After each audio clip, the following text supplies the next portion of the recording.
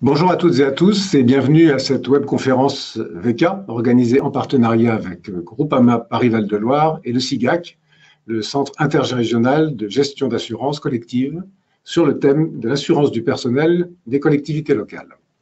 Les agents des collectivités, qu'ils soient affiliés à la CNRACL ou à l'IRCANTEC, bénéficient d'un régime de protection sociale assuré en partie par l'employeur. Et dans une période de contraintes budgétaires fortes, et de recherche d'économie, il existe là une vraie question, car il résulte de cette prise en charge pour les budgets des collectivités des impacts financiers importants qui ne font pas toujours l'objet d'une inscription budgétaire et que leur caractère statutaire les oblige à assumer. Derrière ces charges financières s'ajoutent des coûts indirects dont les impacts peuvent durablement pénaliser l'équilibre interne de la collectivité et l'obligation de faire des choix, ce qui impacte aussi la qualité du service public. En outre, pour des raisons diverses, des restructurations, des fusions, une mutualisation et un discours parfois antifonctionnaire, on constate une démotivation collective et une perte de l'engagement qui constitue un risque majeur de perte de sens, avec pour conséquence, avec d'autres facteurs, une hausse constante des absences pour raisons de santé. Et chacun connaît aussi l'impact sur l'absentéisme, sur les plans budgétaires, organisationnels et sociaux, mais que tous ne mesurent pas. Alors pourquoi et comment s'en prémunir? Cette webconférence, à laquelle participent deux spécialistes des risques statutaires, vous éclairera sur les enjeux d'une solution d'assurance prenant en compte toute la chaîne du risque, de son anticipation à la gestion des conséquences. Deux spécialistes que je m'empresse de vous présenter. Sébastien Chantzin, vous êtes responsable de la souscription des risques statutaires à Groupama Paris-Val de Loire. Vous êtes titulaire d'un MBA d'audit et risque management. Vous avez passé 10 ans dans l'assurance des collectivités territoriales. Vous intégrez Groupama en 2009 en tant que souscripteur risque statutaire. Vous devenez en 2013 responsable de cette activité au sein du groupe Groupama SA, en lien direct avec les 9 caisses régionales et le pôle de gestion du SIGAC. Tout à fait. Bonjour. Laetitia Cheveler, vous êtes responsable de la gestion prestations et services au SIGAC. Peut-être deux mots du SIGAC avant que je finisse de vous présenter. Oui, bonjour. Le SIGAC, donc vous l'avez dit, le Centre interrégional de gestion d'assurance collective, donc basé à Lyon, existe depuis 20 ans et nous sommes spécialistes dans l'assurance du personnel des collectivités. Nous ne gérons que ça. Nous gérons pour le compte des 9 caisses régionales de Groupama l'assurance du risque statutaire. Et nous intervenons en gestion de contrat, en gestion des prestations, en gestion du service. Très bien. Je disais donc que vous étiez, vous, responsable de la gestion prestations et services au SIGAC, formation BTS Assurance, 18 ans d'expérience de l'assurance statutaire. Vous intégrez le SIGAC en 2000. Après une expérience de 8 ans en tant que gestionnaire polyvalente, vous devenez en 2008 manager du service prestations, alors composé de 5 gestionnaires. Aujourd'hui, vous managez une équipe de 20 gestionnaires spécialisés dans la gestion des arrêts de travail, des frais de soins et des services. Et vous êtes régulièrement en contact avec médecins conseils et puis toute l'équipe dédiée à l'accompagnement des situations graves. Voilà, et moi je me présente, je m'appelle Luc Périnel, je suis journaliste et coach. Au cours de cette webconférence, vous pourrez poser vos questions à nos intervenants via la fenêtre questions que vous pouvez voir dans l'interface GoToWebinar sur la droite de votre écran. Nos intervenants feront leur possible, j'en suis convaincu, pour y répondre. Enfin, nous informons que cette conférence donnera lieu à un enregistrement qui sera mis en ligne et dont le lien vous sera envoyé par mail dans les jours à venir. Et je vous propose que nous rentrions directement dans le vif du sujet, en commençant par vous, Sébastien Chantzin. Peut-être d'abord planter le décor des dispositions statutaires relatives à la territoriale qui ont été notamment dans la loi de janvier 1984. Oui, tout à fait. Merci, Hugues. Aujourd'hui, nous sommes effectivement réunis pour évoquer l'absentéisme, le présentéisme autour de la fonction publique territoriale. Ce cadre est légiféré par des lois, par des décrets qui sont en perpétuelle évolution. Et comme vous le savez, les collectivités ont l'obligation de maintenir la rémunération en cas d'arrêt de travail, que ce soit maladie ou accident, ce dont va évoquer Laetitia. Ces décrets sont souvent évolutifs et qu'effectivement, nous avons pour l'obligation de suivre fréquemment les évolutions pour adapter notre produit et nos garanties. cette partie. Alors, arrêtons-nous peut-être sur la partie paiement des prestations, hein, que ce soit en cas de maladie, d'accident ou de décès. Laetitia? Alors, en termes de prestations, la collectivité a l'obligation, en cas de décès, de régler aux ayants droit un forfait. Depuis le 1er avril 2018, ce forfait est de 13 800 € pour information. À ce forfait peut s'ajouter une majoration pour enfants à charge si l'agent qui est décédé en activité avait des enfants à sa charge. Concernant les traitements, alors là, effectivement, selon que l'on est agent CNRACL ou agent IRCONTEC, c'est-à-dire selon le régime de retraite auquel on cotise, selon son statut, les droits et les obligations ne sont pas les mêmes. Un exemple, en maladie ordinaire, les droits à traitement sont pour un agent CNRACL de 12 mois, 3 mois plein traitement, 9 mois demi-traitement.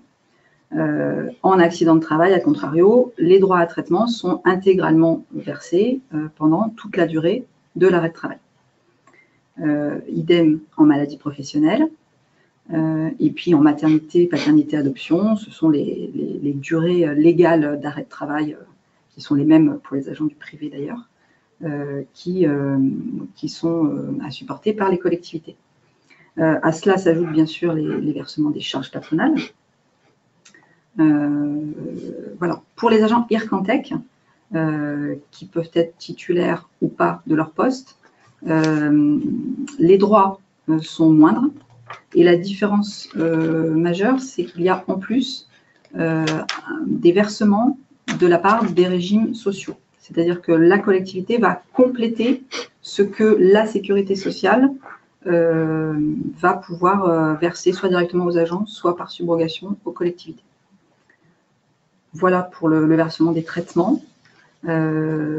Et dans le cas d'accident de service et maladie professionnelle pour les agents CNRACL uniquement, la collectivité a aussi à prendre à sa charge tous les frais de soins qui sont directement liés à l'accident de travail. Donc ça peut effectivement constituer une charge très importante pour la collectivité. On parlait tout à l'heure vous avez prononcé le mot absentéisme tout à l'heure. La question qu'on a décidé de se poser, c'est quels enjeux au travers de la maîtrise de l'absentéisme j'imagine qu'ils sont nombreux, parce on a évoqué tout à l'heure la qualité de service, mais pas que. Non, bien sûr, effectivement. À travers la maîtrise de l'absentéisme, les enjeux sont importants, notamment pour les collectivités, aussi pour limiter les responsabilités des collectivités et de veiller à la sécurité des concitoyens.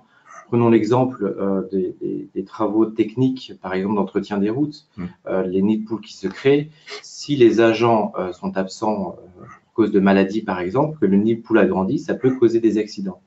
Prenons un autre exemple qui malheureusement a eu lieu, l'entretien d'un poteau de basket qui ne serait malheureusement mal entretenu dû à l'absentéisme, qui tomberait sur de la population, un enfant ou autre, qui pourrait causer effectivement de graves dommages, voire irréversibles. Également, en termes de services publics, c'est-à-dire que l'absentéisme, par exemple, si on prend une mairie, si la secrétaire de mairie est absente, ça veut dire que potentiellement, la mairie est fermée, manque de services publics. L'image de la mairie peut avoir un impact fort désagréable.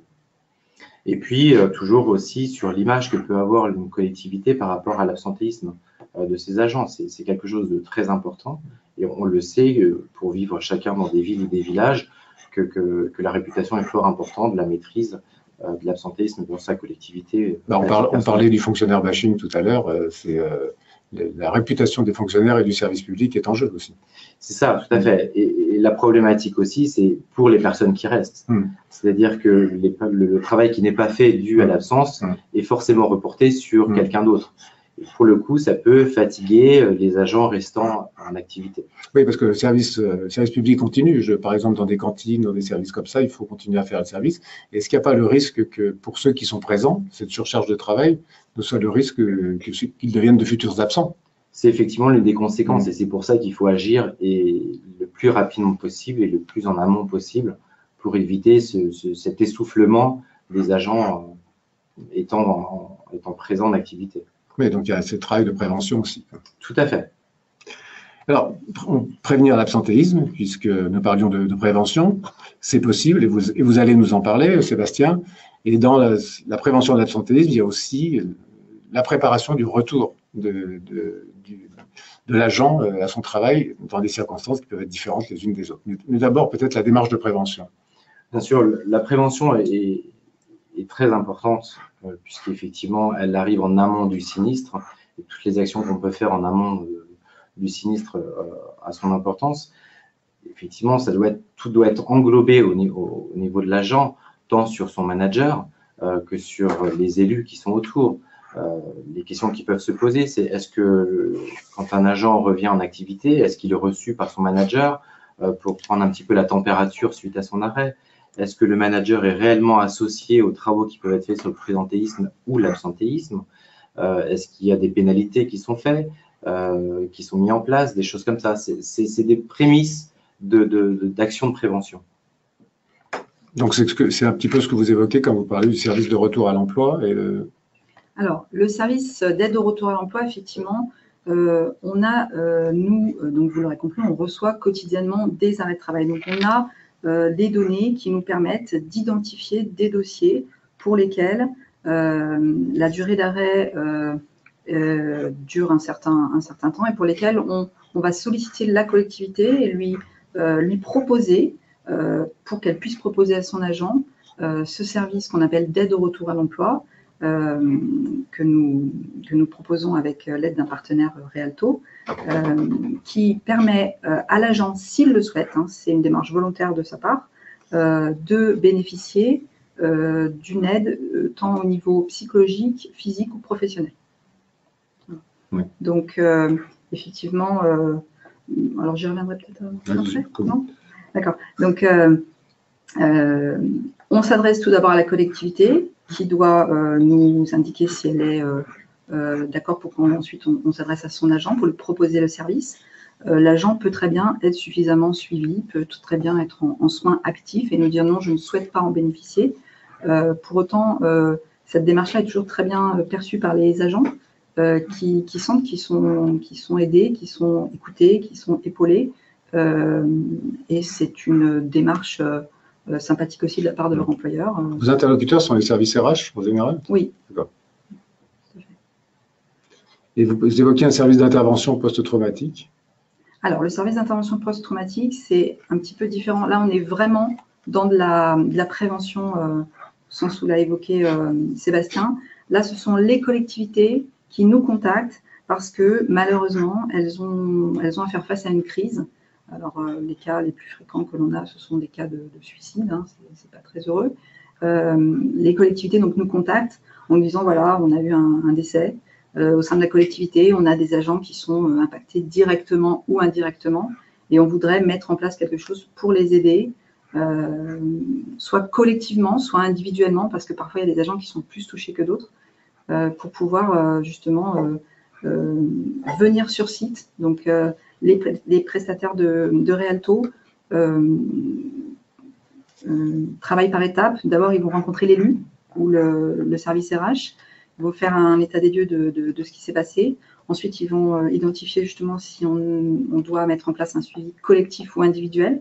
Et puis ensuite, il y a effectivement des groupes d'écoute qui se mettent en place pour justement aider les agents à surmonter cette crise et à y faire face et justement à éviter, entre guillemets, des effets de bord sur d'autres agents qui sont justement eux présents et qui ont pu assister de près ou de loin à cet événement. Il n'y a pas de taille de collectivité particulière sur toutes les collectivités sont concernées. Tout à fait. Toutes concernées. Et quand une personne revient par exemple d'une très longue maladie, un cancer ou des choses comme ça fait partie de ce service de retour à l'emploi, la prise en charge. Oui, tout à fait. D'accord, très bien. Oui, il faut bien comprendre qu'effectivement, dans notre vision de l'absentéisme, il peut avoir un rôle de prévention en amont du sinistre. Ce que j'ai omis de dire tout à l'heure aussi, c'est que la prémisse de la prévention, c'est bien évidemment de suivre ces résultats d'absentéisme ou de présentéisme. Alors, quand on est effectivement assuré, c'est facile puisque notre assureur peut communiquer les résultats ou la RH peut effectivement suivre. Et ensuite, une fois que le sinistre est arrivé, ce qui n'est plus exactement de la prévention puisqu'il faut agir directement sur la cause, et puis effectivement un service de reprise d'activité à l'aide de psychologues et d'ergothérapeutes, comme vient de l'expliquer Laetitia. Il y a vraiment ces deux pans qui sont possibles en fait. D'accord. Et j'imagine qu'il y a des métiers qui sont plus à risque que d'autres. Oui, alors effectivement, on l'a volontairement, enfin on ne l'a pas cité en introduction, mais on gère aussi la fonction publique hospitalière. Donc on a effectivement des agents qui sont en contact avec des patients et qui sont soumis à des ports de charge, des choses comme ça. Et puis dans les services techniques, bien évidemment, on a aussi des gens qui sont beaucoup plus à risque que d'autres. Nous avions à l'époque, il y a quelques années, vite constaté ça quand les DDE, donc les ex-directions, ont été récupérés par les collectivités. Et là, on a vu effectivement une sinistralité qui a glissé et effectivement, c'est une vraie cible à risque parce que les métiers étaient très particuliers, notamment l'entretien des routes, etc. D'accord. Donc là, on a fait un état des lieux, pas toujours facile. La question qu'on peut se poser maintenant, c'est pourquoi est-ce qu'il est important qu'une collectivité s'assure? Alors, pour plusieurs raisons, bien évidemment. Alors, la première raison, comme je le disais en introduction, c'est la connaissance du statut et de l'évolution du statut. Laetitia a parlé tout à l'heure du capital d'essai. Ça nous permet d'aider les collectivités, de communiquer avec les collectivités sur justement ces nouveaux décrets, cette lecture aussi, puisque les textes sont très juridiques et que les personnes en collectivité n'ont peut-être pas forcément toujours les compétences juridiques pour comprendre ces textes. Ça, c'est l'une des premières. C'est-à-dire que là, vous intervenez pour aider les collectivités à percevoir, à comprendre les textes et aller jusqu'au bout et mettre en place ce qui est nécessaire. Tout à fait. D'accord. Effectivement, pour déchiffrer, on va dire, ou vulgariser les textes qui, des fois, sont un petit peu complexes. C'est un accompagnement qui n'est pas forcément connu de tout le monde. Non, je ne pense pas. Effectivement. On a un vrai rôle de conseil statutaire parce que les collectivités, alors tant mieux pour elles, n'ont pas un arrêt tous les matins. Et donc, elles sont demandeuses, elles nous appellent, elles nous contactent pour justement s'assurer de ne pas indemniser son agent de la mauvaise façon, de bien faire. Voilà. C'est pour ça que je vous posais la question sur la taille des collectivités, parce que certaines plus petites n'ont pas les personnels pour ça. Tout à fait. Alors, une autre raison, et qui n'est pas moindre, c'est la raison budgétaire. Suivant qu'on soit dans un accident de travail, d'une maladie ordinaire ou d'une longue maladie, les budgets engagés peuvent être très importants. Si on prend un exemple de longue maladie ou de longue durée… Oui, c'est les montants. Moi, j'ai aucune idée on a à peu près sur une longue maladie ou un accident du travail. Sur une longue maladie, longue durée, on a à peu près à 100 000 €. D'accord. Donc, effectivement, sur des petites collectivités, ce budget n'est pas négligeable. Sur un accident de travail, on va être autour de 5 000 €. Ce sont des moyennes? Ce sont des moyennes. Effectivement, en accident de travail, par exemple, on peut vite exploser les montants quand on a des accidents lourds avec, par exemple, des prothèses, des hospitalisations très longues. On est bien au-delà des 5 000 €. C'est effectivement, les 5 000 € sont plutôt une moyenne d'un accident de travail sur notre portefeuille. Mais sur la longue maladie longue durée, les 100 000 € sont souvent et très souvent atteints parce que les durées sont beaucoup plus longues en termes d'indemnisation. Ouais, c'est important de connaître ces montants-là. Tout à fait. Ça peut avoir un vrai impact sur le budget d'une commune, notamment des plus petites communes. Alors, sur les raisons plus organisationnelles et RH? Alors, comme on le disait tout à l'heure, le risque de continuer dans de l'absentéisme, c'est de, entre guillemets, un peu vulgairement user les personnes qui restent. Et l'important, c'est qu'effectivement, de pouvoir s'assurer, donc de recevoir le remboursement de l'assureur de l'absentéisme et peut-être potentiellement pouvoir bénéficier d'un remplacement. Je ne dis pas effectivement que Groupama aide les collectivités à remplacer les agents. Par contre, l'indemnisation peut aider à payer le remplacement et du coup moins user les agents restants en poste. Qui sont présents. Qui sont effectivement présents. Et puis, c'est peut-être aussi plus facile de transférer ces arrêts de travail vers un assureur que de les gérer directement. C'est pareil, suivant la taille de la collectivité, tout le monde n'est peut-être pas forcément armé pour pouvoir avoir un vrai service RH et pouvoir gérer tous les arrêts de travail qu'on peut avoir. Vous travaillez beaucoup avec les centres de gestion? On travaille avec les centres de gestion notamment, certains. Oui. je pensais à ça suite à ce que vous disiez. Tout à fait. Donc sur la partie. Et puis, un point aussi qui n'est pas, à mon avis, négligeable, notamment pour les élus, quand les élus doivent prendre des décisions d'imputabilité d'arrêt, l'assureur, ou en tout cas le gestionnaire, comme pour le SIGAC pour Groupama, peut déléguer une expertise qui va justifier ou non l'imputabilité de l'arrêt. Ce qui veut dire en soi que l'agent n'aurait plus, enfin l'élu, pardon, n'aurait plus à dire c'est moi qui prends la décision que ce n'est pas un accident de travail ou pas. Il délègue la responsabilité à l'assureur ou au gestionnaire. D'accord, il y a un transfert de responsabilité à ce moment-là. Qui peut être effectivement important aussi pour l'élu, ce qu'on disait toujours sur l'image que peut avoir la collectivité vis-à-vis de ça. De plus en plus de collectivités nous contactent. C'était moins vrai il y a quelques mois, mais quelques années. De plus en plus de maires nous contactent pour que l'on réalise pour leur compte des expertises médicales. Je pense notamment au cas des maladies professionnelles. Parce que voilà, l'agent demande à son employeur la reconnaissance en maladie professionnelle.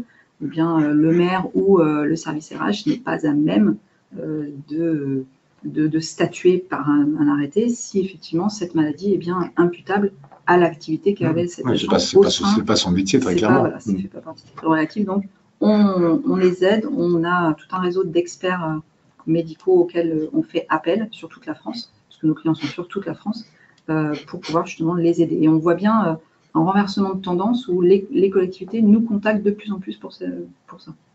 Et est-ce que vous dites c'est pas son métier, mais c'est emmener sa responsabilité s'il n'est pas assuré. Bien sûr, bien sûr. Ouais. D'où pourquoi est-ce qu'il est important que la collectivité s'assure. C'était une des parties de la réponse à la question. Bien, à ce stade, nous allons inverser les choses. La question va être posée aux internautes. Donc, nous allons vous poser une question à laquelle vous allez répondre par oui ou par non, très simplement. La question est, avez-vous souscrit un contrat d'assurance pour couvrir les risques statutaires? Donc, vous répondez simplement par oui et par non, et nous attendons vos réponses et nous continuons. Donc là, nous avons développé les raisons organisationnelles, les raisons RH pour répondre à la question pourquoi est-ce qu'il est important que la collectivité s'assure. Entrons maintenant plus dans l'offre, Sébastien, en termes de garantie comme de prise en charge. Oui. Alors, à Groupama, on a un principe, c'est que chaque client est différent et qu'effectivement, il faut s'adapter aux besoins du client. C'est pourquoi on a proposé et on propose à nos clients une large gamme et qui s'adapte à leurs besoins. Alors, leurs besoins peuvent être soit des garanties dont ils n'ont pas besoin, je pense par exemple à une maternité, ou à une franchise qui peut être différente. Ça peut être des jours en 10, 15, 20, 30 jours d'indemnisation, ça peut être en montant. Enfin, l'idée, c'est effectivement de pouvoir s'adapter aux besoins de la collectivité pour derrière qu'elle puisse assurer ce dont elle a besoin et des besoins réels, je veux dire, et pas des garanties catalogues. Donc ça, c'est un point effectivement important, c'est-à-dire et la garantie, enfin s'adapter à la garantie, s'adapter à la franchise. Et puis, ce qui est important aussi, c'est de se dire que la collectivité, elle n'a peut-être pas besoin de s'assurer pour tout le traitement. Alors, quand je dis tout le traitement, c'est plutôt l'enveloppe et la masse salariale qu'elle a envie d'assurer. Elle peut s'assurer sur le traitement indiciaire, sur la nouvelle bonification, sur le supplément familial ou sur le régime indemnitaire. Alors, comme vous le savez, le régime indemnitaire est en train de changer. Voilà, que à peu près, je crois, 50% des collectivités ont mis en place, mais ce n'est pas encore complètement acquis dans toutes les collectivités. Mais tous les décrets ne sont pas encore passés, d'ailleurs. Tous les décrets ne sont pas encore passés. Alors, si je peux faire effectivement une parenthèse, je vous en prie. Ce nouveau système indemnitaire peut aussi peut-être faire partie de la prévention. En soi, certaines collectivités qui ont aujourd'hui adapté le nouveau système ne conservent pas les primes en cas d'absence de l'agent. Ce qui veut dire que ça motive l'agent à être présent au bureau. Maintenant, voilà, c'est comme vous l'avez dit, tous les décrets ne sont pas sortis, il reste du travail à faire, mais ça peut être l'une des pistes qui sont déjà engagées dans certaines collectivités aujourd'hui. Il y a, dans une webconférence précédente, il y avait un directeur général de service qui nous expliquait l'inquiétude qu'il avait dans une rémunération au mérite sur certains métiers comme étant risque d'augmenter les accidents, en augmentant des cadences qui n'étaient pas forcément intelligentes. C'est aussi quelque chose qu'on peut imaginer d'ailleurs. Bien sûr, l'idée n'est absolument pas d'arriver sur une cadence insupportable de travailleurs, c'est juste limiter les absences qui ne sont pas forcément justifiées. Bien sûr. Quand on arrivera déjà à ça, je pense qu'on aura fait un grand travail ensemble. Je vous interromps juste un instant, puisqu'on a la réponse à la question, enfin, au petit sondage qu'on a eu il y a quelques instants. Avez-vous souscrit un contrat d'assurance pour couvrir les risques statutaires? Réponse oui, 79%. Réponse non, 21%. Donc 79% des personnes questionnées ont souscrit à un contrat d'assurance pour couvrir les risques statutaires. Je ne sais pas si vous avez des observations par rapport à ça. Est-ce que c'est des chiffres qui vous surprennent? Est-ce que... Non, c'est un peu… je pense que si on faisait le sondage au niveau national, on serait peut-être pas très loin de ces résultats. Il y a encore du travail à faire pour effectivement convaincre les 20 et quelques pourcents qui restent. Maintenant, on voit que la majorité, comme des 80%, voit un intérêt à ce contrat d'assurance qui, je le rappelle, hein, est l'un des seuls contrats d'assurance qui n'est pas obligatoire. Hein. Enfin, c'est pas comme de l'automobile. Hein. Mais effectivement, il y a un vrai intérêt et budgétaire et organisationnel, comme on l'a dit tout à l'heure. Oui, on sait qu'il y a des grosses collectivités qui s'auto-assurent, hein, qui gèrent elles-mêmes cette assurance-là. Et puis, comme l'a dit Sébastien, il y a des collectivités qui décident de ne s'assurer que pour une petite partie. On a des collectivités qui ne sont assurées, par exemple, que pour la toute petite partie des frais de soins. Donc, elles gèrent toutes seules toute la partie indemnisation, indemnité journalière, capitaux d'essai. Alors, on n'intervient qu'en règlement de frais de soins. Voilà. Est-ce une autre question, c'est est-ce qu'il arrive qu'il y ait une mutualisation de la part de collectivités par rapport à une négociation de leur contrat d'assurance? C'est-à-dire une mise en commun, plusieurs collectivités qui décident de s'assurer ensemble. Alors, on le voit depuis quelques années maintenant, effectivement, des groupements de commandes qui peuvent se faire, souvent autour d'une collectivité. Alors, ça peut par exemple être la mairie, la communauté de communes, la caisse des écoles, souvent ce regroupement. Après, le regroupement s'arrête souvent ici. C'est-à-dire quand il y a une mutualisation plus importante, on arrive plutôt au niveau du centre de gestion. Mais il n'y a pas alors, pas en tout cas sur la fonction publique territoriale. Sur la fonction publique hospitalière, dont on n'a pas trop parlé. On peut en parler parce qu'il y a certaines personnes, je veux dire, il y a des croisements. Bien sûr. Dans la fonction publique hospitalière, on voit beaucoup plus de regroupements. Des regroupements d'EHPAD départementaux, des choses comme ça, même des centres hospitaliers qui se rejoignent. Dans la fonction publique territoriale, ça reste effectivement autour d'une commune. Ouais. Voilà, et toutes les collectivités territoriales qui peuvent être associées de près ou de loin autour de communautés de communes. Mais en tout cas, il n'y a pas eu une mutualisation qui s'est faite aussi rapidement que l'intercommunalité. Non. Voilà. Non. D'accord. Les choix étendus de composants de l'assiette de cotisation, si vous aviez fini sur la première partie. Oui. L'idée, c'est effectivement de se dire que la collectivité ne peut s'assurer que sur le plus important, on va dire retirer effectivement cette partie, par exemple, des charges patronales ou des primes, par exemple. C'est vraiment un choix qu'à Groupama, on laisse la possibilité à la collectivité de s'assurer pour toute ou partie de la masse salariale et du traitement qu'elle doit aux agents. D'accord. On a l'impression que les contrats sont quand même très, très réglementés. Est-ce que, du coup, la qualité de service et la qualité de gestion ne prend pas une importance particulière? C'est ce qui fait la différence entre nous et les différents concurrents. Et c'est pour ça, notamment, qu'on a choisi, depuis quelques années aujourd'hui, de centraliser l'ensemble de nos prestations à Groupama au sein du SIGAC pour effectivement harmoniser les pratiques et avoir une vraie cellule compétente, que ce soit sur le point de vue juridique, ou sur la gestion même du contrat. Il y a une question qui nous est arrivée, je ne voulais pas poser, mais je vous la pose quand même parce ça évoque les services que vous évoquiez, dont vous parliez tout à l'heure sur le retour à l'emploi. Et puis, parmi ces services, savoir si ces services sont gratuits ou payants pour la collectivité, j'allais dire. Les services qu'on a évoqués tout à l'heure, aide au retour à l'emploi et évolution, donc gestion de crise, sont inclus dans le tarif du contrat. Oui, c'est ça, sont dans le… Donc, ils ne sont pas gratuits, mais ils ne sont pas payants. Voilà, non, mais c'est par rapport à la question, j'ai trouvé. Donc ça fait effectivement partie totalement de l'offre globale. Tout à fait. Et très bien. Très bien.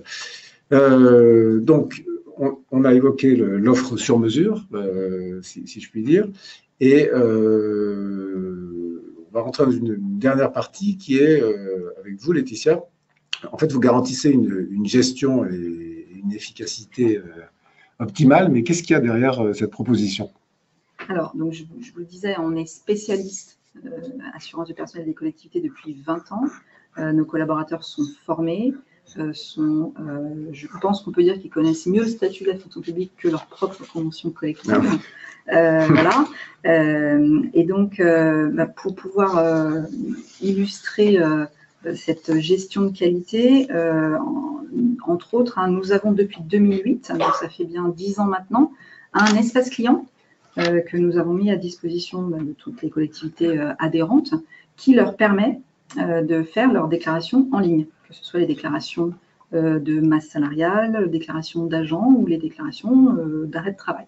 Donc, je vous propose ce sera mieux que des mots, de visualiser une petite démonstration de cet espace client. Une petite vidéo. Aujourd'hui, nous allons vous présenter les principales fonctionnalités de l'espace client Groupama qui vous permettent de gagner du temps au quotidien dans la gestion de votre contrat. Pour vous connecter à l'espace client, il vous suffit de vous munir de votre identifiant client ainsi que de votre mot de passe.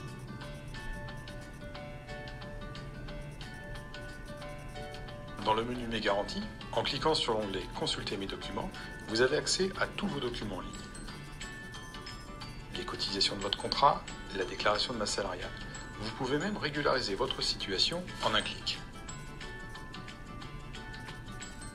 Dans le menu Gestion du personnel, en cliquant sur l'onglet Agent, vous pouvez ajouter, modifier ou retirer un agent. Pour ajouter un agent à vos effectifs, cliquez sur Adjonction, puis choisissez le régime de votre agent. Vous n'avez plus qu'à compléter tous les champs. Pour valider, cliquez sur le bouton « Ajouter cet agent ». Grâce à votre espace client, dans le menu Gestion du personnel, en cliquant sur l'onglet Arrêt de travail, vous pourrez gérer les arrêts de travail des agents en ligne. Vous pouvez effectuer vos déclarations initiales, de prolongation, ajouter des pièces complémentaires au dossier et consulter les dossiers en cours ainsi que leur contenu.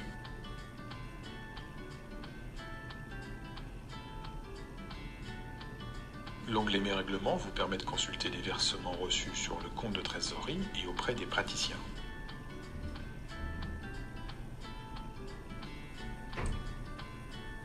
Nous avons effectué ensemble un export de statistiques sur vos agences CNRACL. Pour cela, rien de plus simple. Il vous suffit d'entrer les dates sur lesquelles vous souhaitez récupérer les statistiques, puis de cliquer sur « Appliquer ces critères ». Vous pouvez ensuite enregistrer l'export sur votre ordinateur pour le consulter. Enfin, vous pouvez également contacter l'assistance pour toute question, imprimer les certificats de prise en charge, les demandes de prestations et déclarations, et aussi commander des enveloppes confidentielles pour le médecin expert gratuitement. Comme vous le voyez, rien de plus simple pour gérer votre contrat grâce à votre espace client. Et donc effectivement, le site l'extranet que le SIGAC met à disposition des collectivités travaille aussi dans le sens où les collectivités peuvent elles-mêmes retirer leurs statistiques et pouvoir analyser leur absentéisme. D'autres observations sur le film lui-même ou le complément de... C'est vrai que c'est un petit peu rapide, mais voilà. Enfin, ce qu'on peut dire déjà à nos internautes, c'est que comme le film sera en ligne après, ils pourront le regarder au calme. Tout à fait. Voilà, on peut consulter, effectivement, on peut déclarer, donc je disais les masses salariales, les agents, puisqu'en cours d'année, il nous faut connaître les mouvements de personnel. Un agent est sorti, un nouveau arrive, pour pouvoir derrière gérer les prestations. La gestion des prestations peut se faire totalement dématérialisée. On reçoit encore à la marge, bien sûr, des arrêts de travail de la part de praticiens. Mais globalement, on a aujourd'hui un taux de déclaration de 75% web contre 25% papier. Voilà. Et un taux d'inscription qui est de 98%, donc qui est presque 200%. Voilà. Donc ça nous aide, ça aide la gestion, ça aide les collectivités, c'est un gain de temps pour tout le monde. Et cet espace client est apprécié de nos clients. Très bien. Alors, nous allons passer à une deuxième question qui vous est posée aux internautes. C'est une question à laquelle il y a 3 réponses possibles. La question, c'est: bénéficiez-vous aujourd'hui d'une solution de gestion qui répond à vos attentes, c'est-à-dire espace client, outils dédiés, et avec la possibilité, vous le verrez apparaître sur votre écran, de 3 réponses. La première, c'est « Je bénéficie d'une solution de gestion qui répond à mes attentes ». Je bénéficie d'une solution de gestion qui ne répond pas à mes attentes ou peu, et je n'ai pas de solution de gestion. Donc, vous choisissez l'une des réponses et nous attendons les résultats que nous soumettrons à nos 2 intervenants. Dernière partie sur Laetitia, sur les services. Vous avez intitulé cette partie les services à la hauteur de vos attentes. Oui. Et nous allons écouter les services à la hauteur de vos attentes. Alors, parmi les services que le SIGAC propose, il y a avant tout le tiers payant. Donc, nous intervenons directement auprès des praticiens pour tout ce qui est remboursement d'honoraires. Donc, l'agent qui est victime d'un accident de service ou maladie professionnelle, parce que son employeur lui a remis un certificat de prise en charge du SIGAC, se rend chez les différents intervenants, pharmaciens, médecins, kinés, et n'a pas à faire l'avance des frais. Et le prestataire nous adresse ensuite directement sa facture pour qu'on puisse l'indemniser le plus rapidement possible. Nous effectuons des virements. Voilà, pour le tiers payant.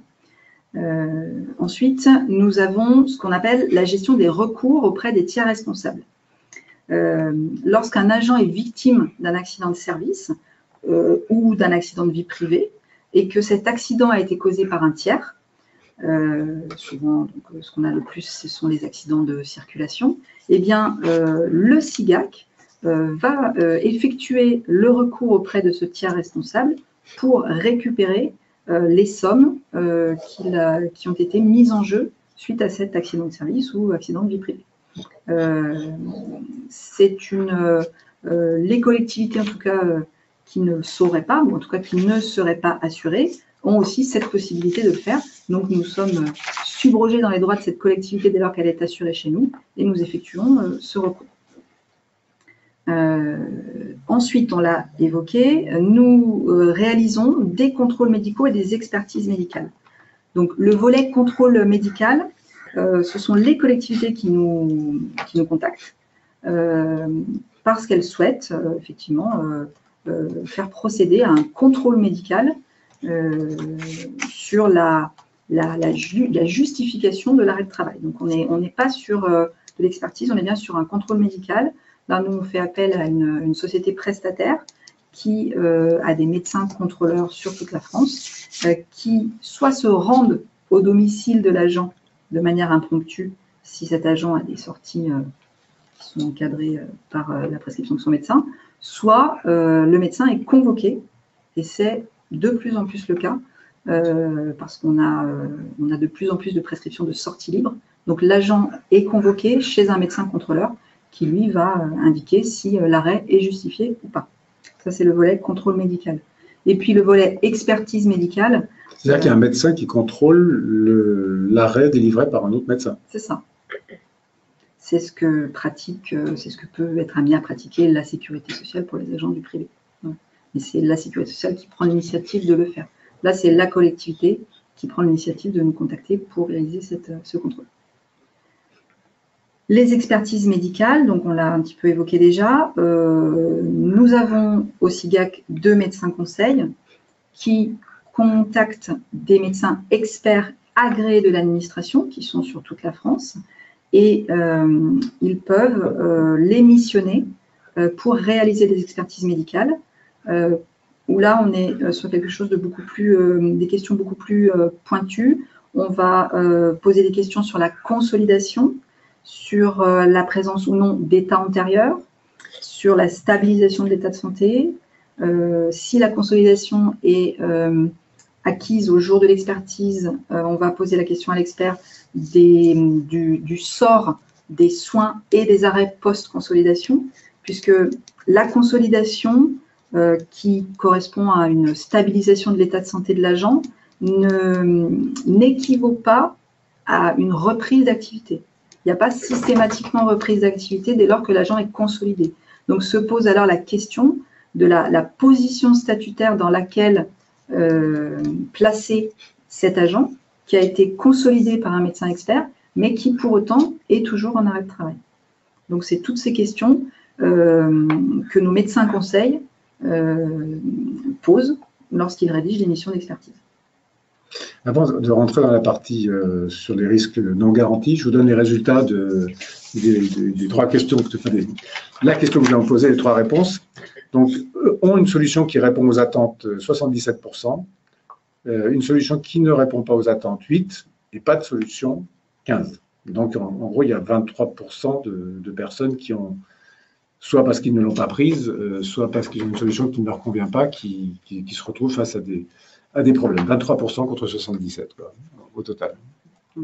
Observation par rapport à… On voit bien que sur les collectivités qui ont une vision assez large de l'assurance, puisqu'ils assurent bien évidemment leurs bâtiments, leur automobile, leurs tracteurs, enfin, tout ce qui peut être assurantiel, assurable sur une collectivité est assuré. La problématique de l'assurance statutaire, elle est différente de tout ça. C'est-à-dire que tout ce qu'on attend de l'assurance statutaire, c'est notamment un service client, c'est notamment un extranet. Alors qu'en bâtiment, en automobile, ce n'est pas forcément ce qu'une collectivité attend, c'est plutôt de la garantie. Comme vous l'avez dit tout à l'heure, Hugues, les garanties sont vite cadrées par la loi et tout ce qu'on peut apporter, c'est effectivement le service. Ce qui veut dire qu'il reste 23% de personnes à satisfaire. Il y avait précisément une question autour de ça qui était la suivante. En gros, c'était de savoir si vous pouviez, avec la collectivité, construire une espèce d'observatoire de la santé et des risques des agents, anticiper un petit peu les métiers à risque, avoir un observatoire, un état des lieux. Alors, est-ce que vous y participiez en partenariat? C'est ce qu'on fait déjà un petit peu en interne quand on étudie bien évidemment nos résultats techniques, puisque comme un assureur, on se doit de le faire bien évidemment, et on essaie de refaire des regroupements. Sans dévoiler beaucoup de secrets, je crois qu'avec le SIGAC, on va retravailler aussi sur le site extranet, oui, pour essayer d'aller un petit peu plus loin et effectivement répondre peut-être à toutes les attentes. Alors, je ne sais pas si la question était encore plus large que ça, mais pour avoir essayé d'entamer, notamment avec la Fédération française d'assurance, la FFSA, il y a quelques années, un groupe de travail sur le statut, ça n'existe pas. C'est-à-dire qu'effectivement, il y a peu d'assureurs qui assurent le risque statutaire et pour le coup, contrairement à plein d'autres domaines, il n'y a pas de groupe où on pourrait se retrouver. Après, bien évidemment, Groupama, si un jour il y avait un groupe à se créer, Groupama est bien évidemment preneur de… Avec un nom comme pareil. Il y avait une question qui était une sous-question de celle-là, c'est est-ce que vous ressentez, puisque ça fait plusieurs années quand je vous présentais que vous êtes dans cet univers, l'un comme l'autre, hein, une évolution des maladies et des accidents, du type des accidents plus fréquents, des accidents moins fréquents. Il n'y en a peut-être pas, hein, c'était… Alors, pas vraiment, je dirais plutôt, je vous dis, c'est plutôt des comportements des services RH qu'on sent quand même beaucoup plus impliqués, qui ont envie de bien faire, qui ont envie aussi de remettre tout le monde sur les rails, qui ont envie de se perfectionner, de conseils statutaires et qui n'ont pas envie de laisser leurs agents en arrêt. Et c'est surtout ce volet-là, moi, que j'ai vu vraiment évoluer. Les services RH plus concernés. Oui. Je partage, hein. C'est-à-dire qu'on a été un peu les prémices de la prévention à Groupama en essayant d'initier des choses. Au début, c'était délicat. Enfin, pour l'avoir vécu en clientèle, c'était délicat puisqu'on touchait sur un peu l'inconnu. Je parle de ça il y a quelques années, où les collectivités n'avaient pas forcément cette maîtrise de l'absentéisme. Aujourd'hui, chaque collectivité a pris en compte l'importance de l'absentéisme. Et effectivement, certaines sont même déjà très avancées. On parlait du régime indemnitaire tout à l'heure, alors qu'effectivement, beaucoup n'ont pas encore mis en place même le régime. Certains ont déjà pris en place la décision de ne pas le rembourser en cas d'absence de l'agent. Donc, on voit, et pour aller dans le sens de Laetitia, on voit effectivement ce mouvement des collectivités qui ont vraiment envie d'avancer là-dessus. Plus qu'effectivement des chutes particulières. Enfin, bien évidemment, comme dans le privé, c'est-à-dire qu'on s'aperçoit que plus les agents vieillissent, plus les risques de longue maladie et de longue durée augmentent, plus on travaille sur des directions techniques, et ben, plus effectivement on a un risque accidentogène. Mais ça, c'est des choses qu'on remarque autant dans le privé que dans le public. Il y avait un dernier corollaire à cette question qui était en fait le fait que la société changeant, l'évolution du numérique, le développement du télétravail, le fait qu'il y a des risques nouveaux qui vont arriver, peut-être plus psychologiques que physiques. Je pense que cette question elle faisait allusion un petit peu à tout ça également. Oui, les regroupements de collectivités ont aussi de fait généré certaines problématiques qu'on n'avait pas avant. Géographique. Avant, je travaillais telle collectivité. Ma collectivité a fusionné avec une autre collectivité au sein d'une communauté de communes. J'ai de nouveaux collègues, j'ai un nouveau DRH, j'ai un nouveau lieu de travail. Eh bien, ça peut effectivement entraîner de nouvelles problématiques qu'on ne retrouvait pas il y a encore 2-3 ans. Voilà. Il y a effectivement toutes ces problématiques des maladies psychosociaux. Et notamment, et ce que je disais tout à l'heure, hein, le rôle du manager dans les collectivités est important parce qu'on a vu des agents de la fonction publique changer de métier, changer de région, et que l'accompagnement, s'il est plutôt bien fait, mais c'est un peu la même chose hein, dans le privé, je pense, s'il est plutôt bien fait, il n'y a pas de raison que ça fonctionne mal. L'idée, c'est qu'effectivement, l'agent ne se retrouve pas d'un jour à l'autre dans une autre collectivité, dans un autre métier, sans savoir pourquoi, et non plus ce qu'on attend de lui. Mais on voit très bien que le métier d'assureur est un métier aussi de plus en plus d'accompagnement. Tout à fait. Donc, c'est ce qui transparaît dans vos propos. Je vous ai coupé tout à l'heure sur les autres services non garantis. Alors, effectivement, on peut mettre en place, à la demande du client, des recours sur les risques non garantis. Donc, je l'évoquais tout à l'heure, il y a des collectivités qui, par exemple, peuvent décider de ne s'assurer que pour le risque accident du travail, maladie professionnelle, et ne pas s'assurer pour tout ce qui est maladie, longue durée. Pour autant, si un des agents, dans le cadre de sa vie privée, a été victime d'un accident de trajet ou d'un accident, par exemple, de chasse, pour lequel donc, il y a un tiers responsable, on peut, à la demande, effectuer le recours pour le compte de la collectivité pour les sommes engagées en lien avec cet accident de la vie privée ou cette longue maladie. De la même façon, on peut diligenter des contrôles et des expertises sur des risques non garantis. De la même façon. Et puis, toujours en lien avec cette société Realto avec laquelle on travaille déjà sur les aides au retour à l'emploi et la gestion de crise, on peut, à la demande, mettre en place une hotline d'accompagnement psychologique 7/7. C'est un numéro qu'on fournit à nos clients qui peuvent communiquer à leurs agents qui sont en difficulté sur une problématique personnelle, professionnelle ou autre. Donc, c'est une hotline, bien sûr, dans le respect de la confidentialité. Et puis, Realto propose aussi des formations et du coaching manager en lien notamment avec ce qu'on évoquait par rapport notamment au regroupement de collectivités, pourquoi pas. Voilà. Dans les collectivités, souvent, on devient responsable, on devient manager parce qu'on a réussi un concours. Alors, parce qu'on a voilà, et on n'a pas évolution de carrière. Voilà, et on n'a pas forcément la formation. Voilà. Donc, on peut être amené à proposer ces services. Peut-être que les formations de management aussi ne tiennent pas toujours compte de cette partie-là. Il est important d'en faire D'accord. Juste un mot, parce que vous avez cité ce nom plusieurs fois, Realto. Oui, c'est une société avec laquelle on travaille et qui nous permet de proposer ces services à nos collectivités. Ils sont spécialisés dans la prévention, dans l'aide psychologique pour les agents. Ils sont... D'accord, très bien. Alors là, on a bien vu l'offre qui est extrêmement large, très complémentaire et qui en fait est intimement liée à la vie et à l'évolution des collectivités. Mais il y a une question qui revient souvent, il y a des engagements que vous prenez derrière. Quels sont-ils ces engagements, surtout en termes de délai actuel, en termes de gestion? Alors, je ne sais pas qui de vous deux.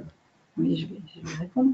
Alors, au SIGAC, on a l'engagement pour tout ce qui est gestion des contrats, mise à jour des agents, mise en place du contrat. On a l'engagement de traiter les dossiers en moins de 8 jours. D'accord. Petite exception pour les appels d'offres, puisqu'on a donc des contrats standards et on a aussi, et de plus en plus avec les regroupements de collectivités, des contrats en appel d'offres. Donc là, sur les appels d'offres, on est plutôt à 30 jours. d'accord, puisqu'on a un cahier des charges à analyser. Voilà, c'est un petit peu plus complexe qu'un contrat standard.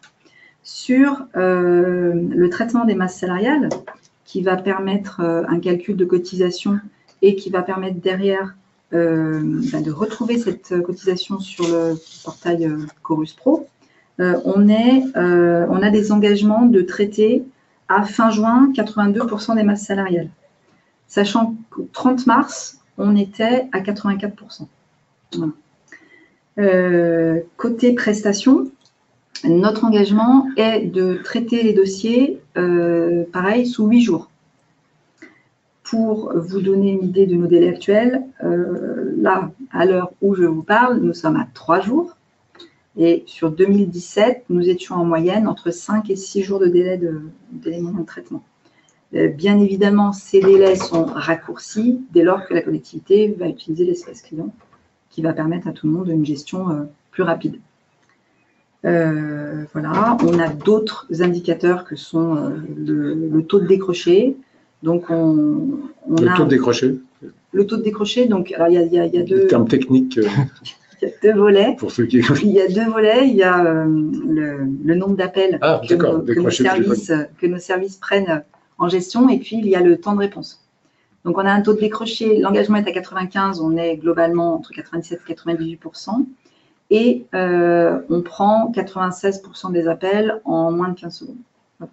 Donc, on a effectivement un service de gestion qui est opérationnel, qui est aux petits soins pour ses clients et qui aime son travail. Et je pense que les clients le ressentent et on a d'assez bons retours. Voilà. Alors, on a une dernière question, puisqu'il semblerait que ce soit la dernière, qui est une question un petit peu différente, mais on s'est engagé à répondre à toutes les questions. Pouvons-nous faire une quelconque pression sur un assureur qui veut mettre fin à un contrat de groupe avant son terme? Alors, c'est une question qui est un petit peu hors sujet, mais en même temps… Est-ce qu'on peut faire pression sur un assureur qui veut mettre fin à un contrat de groupe avant son terme?